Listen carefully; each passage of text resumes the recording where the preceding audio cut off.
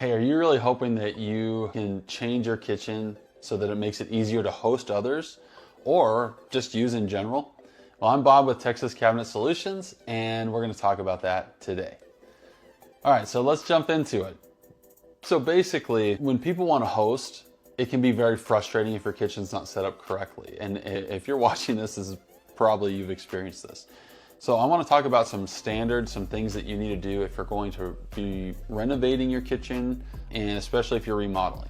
So you want to make sure that, number one, you have space. You want to make sure that there's plenty of room for what you're going to put in there. What that means is, number one, if you try to cram too much in your space, it's just going to be frustrating to work in. I have had some customers that have had me install islands where I felt like it was a little bit too cramped, and I explained that to them. They said do it anyways, and some of them have been totally happy with that, but others not so much. And so what I would say as a standard is you want anywhere from 38 to 48 inches of walkway space. So that's between a countertop and a wall, or a countertop and another countertop. And if you have at least 38, I'd say that feels cramped to some people. It feels cramped to me.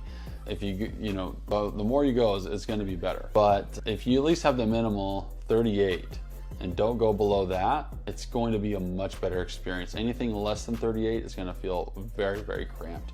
And when you're hosting, or even just using your kitchen on a daily basis, it's super frustrating when there's not enough space. And I'm sure you've been in the situation where maybe you're cooking and someone else is washing dishes, or vice versa, and you guys are trying to walk past each other and there's just not enough space. Right? And so that's something definitely to consider. Now, also, when I say space as well, it's how you're setting up your layout, right? So I guess the layout's the second thing. Bad layouts are very frustrating, and we don't use kitchens the same way we did 60, 70 years ago when a lot of houses were built, or even 30, 40, 50 years ago. So sometimes the layouts aren't really conducive to hosting. But some tips if you're going to renovate your kitchen is you want to make sure that there's plenty of counter space. You want to have larger counters. So sometimes you don't want to break up the counter too much. So if you're going to have a range, for example, you're obviously going to have a sink, and you're going to have a fridge, right? So you want to make sure those things are placed in a way that's ergonomic for the way you use the room, right? You don't want them all in a line, for example. That's not the best way to organize your kitchen. But you also want it spread out enough so you have some countertop space.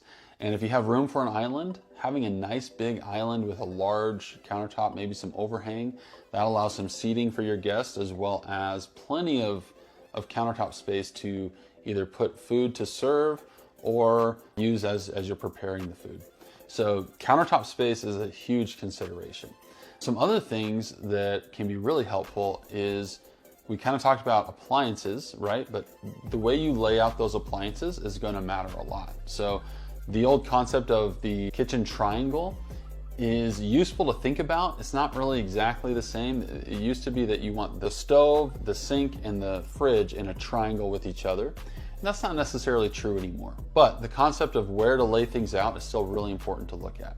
So one tip for your fridge, you're going to want your fridge probably closer to an entrance or entrance exit to the kitchen, because a lot of times people come and access the fridge without needing the rest of the kitchen, and that keeps them out of the kitchen, so they're not clogging up space for anyone else. So putting that fridge sort of on the exterior of the kitchen on one end near a doorway is going to be probably the best spot.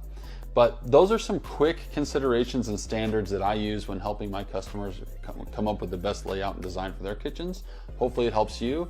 Let me know if you have any questions in the comments. Talk to you soon.